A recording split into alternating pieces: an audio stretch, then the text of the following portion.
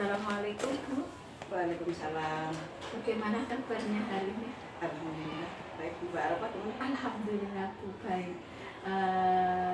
Terima kasih telah meluangkan waktunya. Di sini saya akan berbincang atau mengajukan beberapa pertanyaan kaitannya dengan pengambilan keputusan yang berbasis nilai-nilai kebajikan sebagai pemimpin itu. Ya. Pertanyaan pertama, selama ini bagaimana Ibu dapat mengidentifikasi kasus-kasus yang merupakan dilema etika atau bujukan moral? Selama ini yang saya hadapi untuk mengidentifikasi dilema etika itu ya kita mempelajari kasus-kasusnya dulu. Kemudian setelah diidentifikasi kita situasi itu kita kondisikan mana-mana yang harus diselesaikan terlebih dahulu. Berarti memilah yaitu termasuk ya. Dilema etika atau bujukan moral, kemudian mana dulu yang harus diselesaikan, yang kira-kira kayaknya kok penting sekali harus kita selesaikan dulu, karena walaupun bagaimana sesuatu yang berkaitan dengan dilema etika kan kita benar dengan benar, tapi ada yang lebih penting yang perlu kita dahulukan. Berarti mengutamakan permasalahan mana yang harus diselesaikan terlebih dahulu, seperti itu ya. Kemudian pertanyaan berikutnya Ibu, selama ini bagaimana Ibu menjalankan pengambilan keputusan di sekitar Ibu, terutama untuk kasus-kasus di mana ada dua kepentingan yang sama-sama benar atau sama-sama mengandung nilai kebajikan? Tadi sudah saya katakan di depan, setelah saya identifikasi mana yang perlu segera saya selesaikan, ya saya selesaikan dulu, saya utamakan dulu. Walaupun itu sama-sama benar, tapi ya kadang kita masih menggunakan hati nurani gitu ya.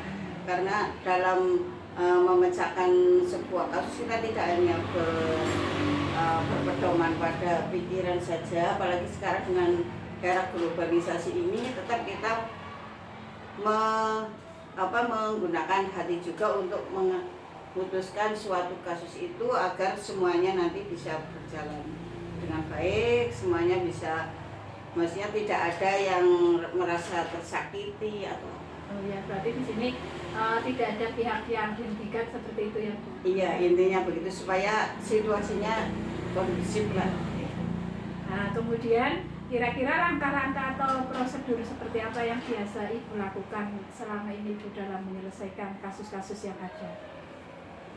Ya, setelah tadi saya menyelesaikan yang perlu didahulukan mana gitu, kemudian kita tadi kan sudah diidentifikasi ya Mbak ya, kita identifikasi ya, kemudian yang perlu kita selesaikan dulu ya kita selesaikan supaya tidak, kalau ada kasus tidak terlalu maksudnya bertele-tele, karena apa, walaupun itu hal yang sepele, kalau tidak segera kita selesaikan nanti bisa menjadi masalah yang besar, masalah yang berat.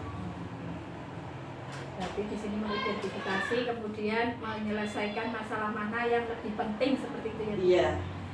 Kemudian hal-hal apa saja yang selama ini Ibu anggap efektif dalam pengambilan keputusan pada kasus-kasus dilema etika?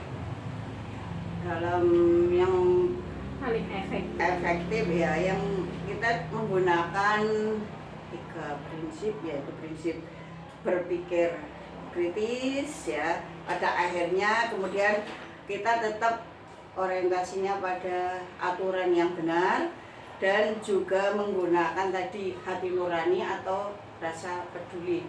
Jadi kita dalam menyelesaikan kasus tetap kita menggunakan koridor yang benar, soalnya supaya tidak, pertama ya tidak ada pihak yang dirugikan, tidak ada yang sakit hati apa dan itu.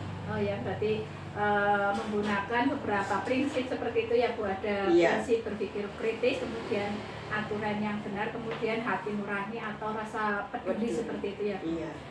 Kemudian hal-hal apa saja yang selama ini merupakan tantanganku dalam pengambilan keputusan pada kasus-kasus dilema etika? Apakah pernah mengalami tantangan? Iya. Di mana-mana sih tetap ada tantangan itu ya. Dalam mengambil keputusan tadi, kita kadang yang tantangan saya, misalnya saya memutuskan sesuatu, tapi kok dalam hati kadang tidak sesuai dengan hati nurani, itu merupakan tantangan. Tapi kalau kita sudah melihat aturan, walaupun itu kadang hati kita kok tidak sesuai dengan hati nurani, kalau itu sudah aturan, sudah merupakan norma-norma yang harus kita terapkan, ya tetap kita harus putuskan itu, walaupun dengan rasa berat hati kita tetap harus memutuskan kasus itu. Tapi walaupun di sini berat karena aturannya seperti itu ya harus kita harus melaksanakan aturan intinya. Iya, sesuai dengan aturan seperti itu ya. Kemudian apakah ibu memiliki sebuah tata cara atau di sini sebuah jadwal tertentu dalam penyelesaian kasus dilema etika? Apakah ibu langsung menyelesaikan di tempat atau memiliki sebuah jadwal tertentu untuk dalam menyelesaikannya? Kalau jadwal secara itu sih tidak kita jadwalkan, tergantung masalahnya. Kalau misalnya masalahnya itu kasusnya itu harus segera kok kita selesaikan, ya harus kita selesaikan, karena namanya kasus atau masalah kan tidak besok ada kasus, kan tidak mungkin kan, itu pasti harus ada masalah dulu, misalnya kok harus segera diselesaikan, ya kita beri waktu khusus untuk menyelesaikan kasus tersebut. Iya, berarti di sini lebih mengutamakan mana yang harus segera dan mana yang perlu. Iya. Misalnya nanti yo, berarti kalau misalnya kok kasusnya tidak terlalu urgen sekali ya harus segera. Tapi kalau yang penting banget ya kita waktu khusus lah untuk harus segera diselesaikan. Kemudian adakah seseorang atau faktor-faktor apa yang selama ini mempermudah atau membantu ibu dalam pengambilan keputusan? Di sini kaitannya dengan kasus dilema etika. Faktor-faktornya, pendukungnya itu apa? Biasanya dalam mengambil suatu keputusan atau kebijakan itu, di sini saya biasa berdiskusi dengan guru. Kemudian kalau misalnya ada kaitannya dengan siswa, wali murid, ya nanti saya minta pendapat dari wali murid atau juga dari komite, karena di sini ada keterkaitan antara sekolah, orang tua dan maupun komite supaya kita adanya kerjasama. Tetapi kalau masalah itu menyangkut pribadi, ya sebaiknya ya bukan sebaiknya juga sih, bisa saya akan menyelesaikan dengan sendiri. Kemudian dalam menyelesaikan masalah ya yang seringkali kita mengutamakan musyawarah dulu, nanti baru kita mengambil keputusan. Berarti di sini kadang kalau secara pribadi ya diselesaikan tersendiri, kemudian kalau kayaknya harus melibatkan kemitraan di sini guru ya.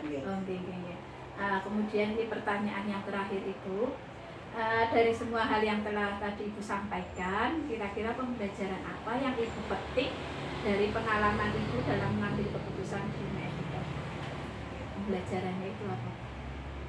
Pembelajaran yang perlu saya petik dalam memutuskan suatu kasus dilema etika itu, ya di sini tetap saya harus bekerja sama, berkolaborasi dengan dewan guru, dengan komite, supaya dalam memutuskan itu saya tidak sendiri, karena pemikiran orang banyak kan akan lebih baik daripada saya pikiran sendiri. Kemudian saya harus bijaksana dalam memutuskan suatu kasus, karena akan berdampak pada orang lain, akan berdampak pada sekolah maupun lingkungan. Ya, berarti di sini pembelajarannya mengutamakan kemitraan, kemudian karena ini menyangkut orang banyak, jadi harus melibatkan mereka. Terima kasih Ibu telah memberikan jawaban dan waktunya meluangkan waktunya. Semoga Ibu selalu bahagia, selalu sehat, panjang umur ya Bu. Semoga umur Ibu membawa keberkahan. Terima kasih Ibu. Terima kasih Mbak Ropa. Mudah-mudahan jawaban saya yang singkat mudah-mudahan bisa bermanfaat, dan terima kasih juga atas doanya. Mudah-mudahan Mbak Ropa tetap semangat mengikuti CPP ini. Terima kasih. Terima kasih. Assalamualaikum. Assalamualaikum.